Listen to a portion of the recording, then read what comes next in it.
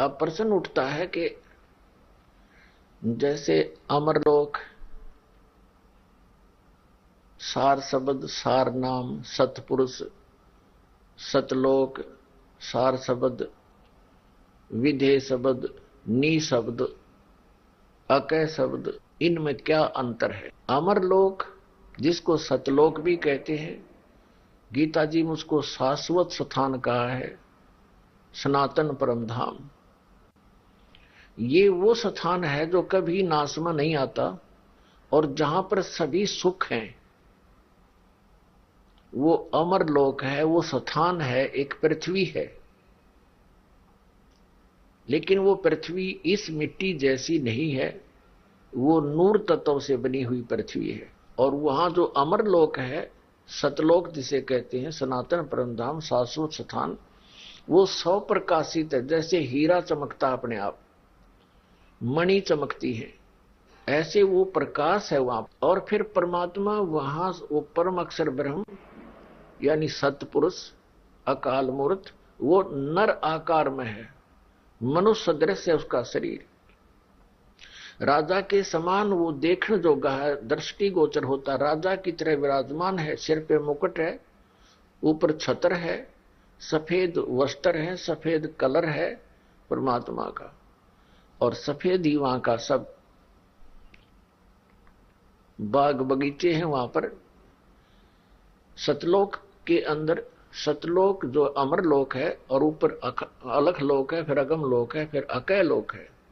ये सभी अमर लोक है। इनको सिर्फ विभाजित किया गया है, 4 हिस्सों में भगवान ने बांटा है। लेकिन प्रत्येक लोक में, जैसे अकय लोक को छोड़कर बाकी शेष तीनों लोकों में सृष्टि है, और ऐसी ही सृष्टि जैसे वहां पर है। लेकिन वहां ये पशु पक्षी वगैरह ये नहीं है, जीव जंतु अन्य नहीं है, मानव स्त्री पुरुष रूप में भी है। अब सतलोक को लेते हैं। सतलोक के 3 डिवीजन हैं, सतलोक के 3 भाग हैं। जैसे हमारी राजधानी है दिल्ली, तो दिल्ली को जैसे बाही दिल्ली है, उसमें तो विलेजेज हैं, गांव हैं, और सारा दिल्ली ही कहलाता, स्टेट है वो दिल्ली समझो। तो ऐसे ही उस अमरलोक का जो बाहरी क्षेत्र है, उसमें बाग बगीचे, झरने, पहाड़, हीरे पन्ने ज्वारातों के पहाड़ हैं वहां पर, और फलदार वृक्ष, सदाबहार वृक्ष है। और उसके तुरंत बाद फिर सृष्टि है ऐसी जैसी यहां पर है स्त्री और पुरुष की। ऐसे परिवार हैं, वो कभी मरते नहीं, वृद्ध नहीं होते, सदा युवा रहते हैं। बच्चे उत्पन्न होते हैं लेकिन फिर वो वृद्ध नहीं होते। एक सतीची है, उस एज में आकर के वो फिर उसके आगे उनकी एज इंक्रीज नहीं होती उस बॉडी की। ये दूसरा पोर्शन आ गया, उसका दूसरा भाग है। और तीसरे भाग में वहां केवल हंस रहते हैं, नर है, नारी नहीं है वहां पर। और वहां पर जो संतानोत्पत्ति करते हैं अपनी वचन से करते हैं, और नर ही उत्पन्न होते हैं।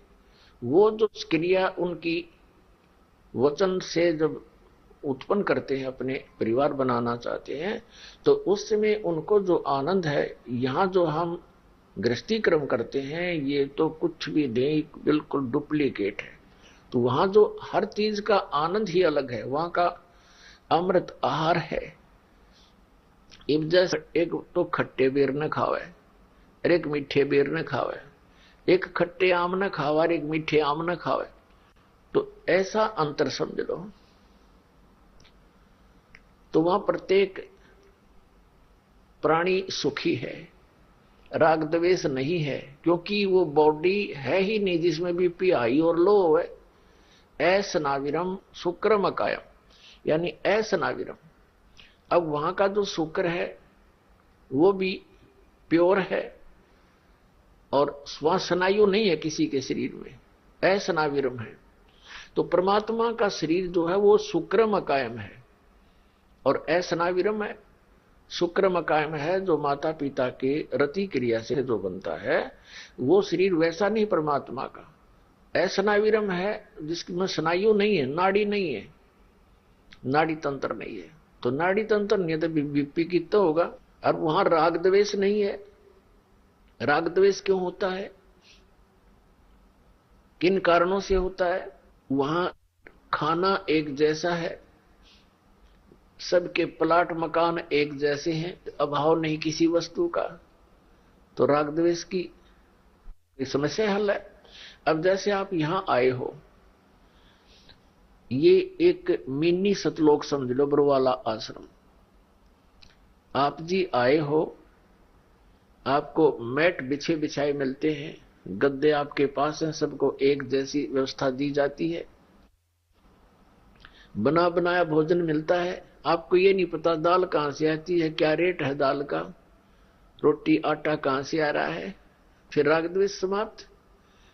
ठीक है, क्योंकि हम ऐसे शरीर में रह रहे हैं जिसमें कुछ ना कुछ फिर भी पनप ही जाता है। ये तो एक एग्जाम्पल है, यहाँ का उदाहरण है कि यहाँ वैसे राग द्वेष बनावे तो मूर्ख व्यक्ति कहीं बना लो, बाकी यहाँ राग द्वेष की कोई स्थिति नहीं, कोई गुंजाइश ही नहीं। और वहां तो शरीर ही नहीं है ऐसा जिसमें राग द्वेष हो, कोई अभाव नहीं किसी वस्तु का। यहाँ कई बार ये हो सकता है कि किसी को गद्दा ना मिला, घनी संगत आ गई, तो वो दुखी अवश्य हो जाता होगा कि इसने गद्दा मिल गया मुझे ना मिला। तो ये हम काल के लोक में रह रहे हैं, यहाँ कोशिश करते हैं सभी बच्चों को एक जैसी उपलब्धि कराएं, फिर भी कोई अभाव रह जाता है तो साधु संत बहुत अच्छी आत्माएं होती हैं, भक्तजन, वो संतोष करना और परमात्मा के ऊपर विश्वास करते हैं कि जो आपकी इच्छा प्रभु, दास वैसे ही रहेगा।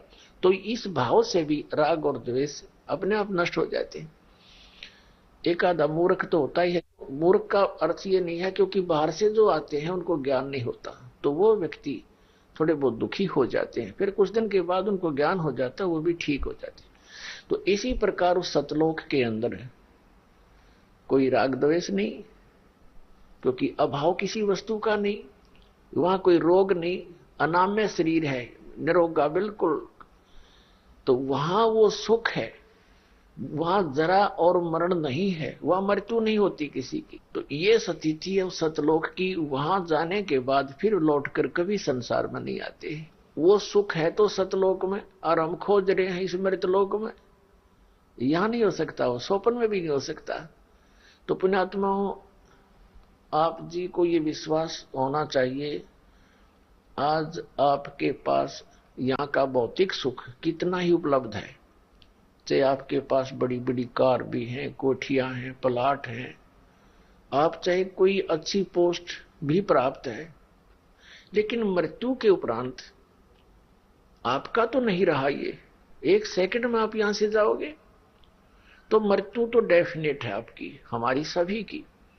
ये शरीर तो छूटेगा, इसको हम मृत्यु मानते हैं, लेकिन जीव की मृत्यु नहीं होती, ये तो शरीर बदल जाता है। तो हमने इस मिट्टी से, इस पांच तत्वों के पुतले से वो साधना करनी है जिससे हम फिर कभी ना मरें, वो लोक प्राप्त हो जाए। उस लोक प्राप्ति का जो प्रयत्न है वो साधना कहलाता है।